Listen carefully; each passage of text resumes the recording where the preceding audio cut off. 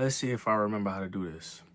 Why do we love people who aren't good for us? Because I see potential in them. I'm different than anybody else they dated. They'll come around. I just gotta love them a little bit harder. You can continue.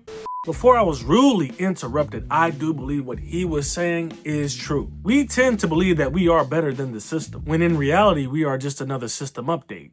That's a little tech pump for all my nerds out there. Boy! We tend to believe that when someone comes into our lives and we know that they're a bad person, that we can change them just because we are we. And I hate the fact that I said we so many times, but you get the point. We are biased to ourselves. But let me go ahead and give you a little piece of advice. You can't change these niggas. And I mean that in the most political way possible. Men and women can be niggas. Especially if they have what we like to call in the field leverage. And if you don't know what leverage is, let me tell you. Leverage is that man that's 6 feet tall, has 6 figures in the bank account, and he's attractive. That is leverage. And if we're talking about a woman, it's that ultra beautiful ass, thick ass IG model. Leverage. The more that person has, the more leverage they have over you. And the reason that is the case is because someone out there is willing to deal with the bullshit that they bring. So if you don't like the bullshit that they bring to you, someone out there will deal with that. And your boy Vito did fall victim to that as well. I remember that shit like it was yesterday. Your boy finally linked up with this baddie that was eluding him for so long. And I don't want to throw the word baddie out there loosely. She was really a bad beezy. I try not to call women bitches and hoes and shit like that, so I'm gonna just call her a bad beezy. This woman could have easily been an IG model with hundreds of thousands of followers. And she also could have been a stripper at one of these big time strip clubs if she truly wanted to. Magic City, King of Diamonds, wherever the fuck niggas go to get premium booties and booties rubbed in their faces. But I digress. So we go out to eat, and I'm sitting at the table thinking to myself, damn, I might have fucked up. However,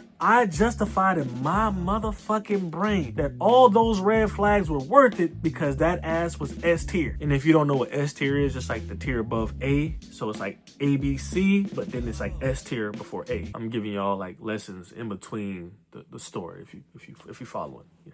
I remember watching her walk to her car in the parking lot like, Man, I don't think this shit gonna work.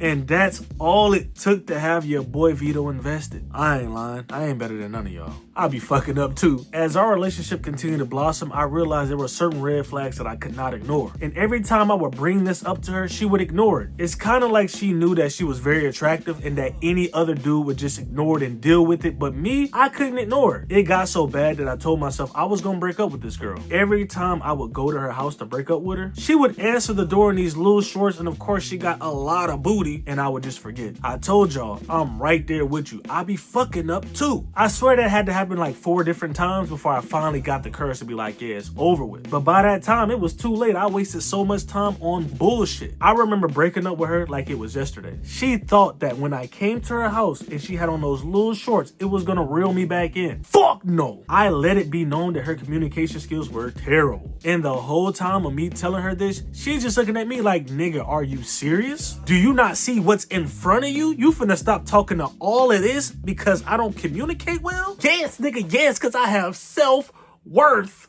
Nigga, shut your bitch ass up. Man, was it one of the hardest things I had to do because I was for sure in love with her body. And on top of that, I was thinking about the potential and what we could be. And that's that shit that gets you, that potential shit. Instead of taking things for what they really are, we think about the potential. All this fairy tale shit that be in your mind, get that shit out of there. Fairy tale shit ain't real. We gotta start taking people for what they really are in real time. All that potential and what you could be is just your heart playing tricks on your brain. And you know your heart don't do no fucking thinking. Think with your fucking brain. A wise man once told me, the heart don't do no thinking. That bitch just pump blood. So you gotta use that muscle in between your ears. But back to the story. When I left her house, I felt like a weight was lifted off my shoulders. But I didn't feel like that the next day. I was genuinely hurt. I truly thought that our bond and connection would catapult her to do the right thing, which is communicate better. This lady said, to hell with me, I'm attractive. I'ma get me another man. And I'm sure she got another man like a week later. Why? Because she had leverage. But what I learned from that whole entire situation was, it's the thought of potential that makes us hang in there and deal with bullshit. And once you start really thinking with your brain, you realize, I don't really need that shit. You gotta realize most trash ass people who don't want to change realize that someone will deal with their bullshit if you don't want to deal with it. Especially an attractive nigga with some motion or a beautiful ass woman with a banging ass body. Especially if it's a fine ass woman. You know how many niggas in her DMs asking her to fart in the eye? Niggas out here risking pink eye to fuck with a bad beezy. And you out here thinking she gonna change for you, and it's niggas out here asking for ass pink eye? If the person don't want to change, they're not going to change, and there's nothing you can do about it. So I say all that to say this, get out your feelings. Start using your noodle and you'll be all right. Take it from your big homie Vito. Also, it is Valentine's Day today. I'm not leaving the house. I'm staying inside, man. Fuck y'all. Nah, I'm bullshitting. Y'all go out there and y'all enjoy yourselves. Y'all pour one up for your boy. Y'all stay safe out there.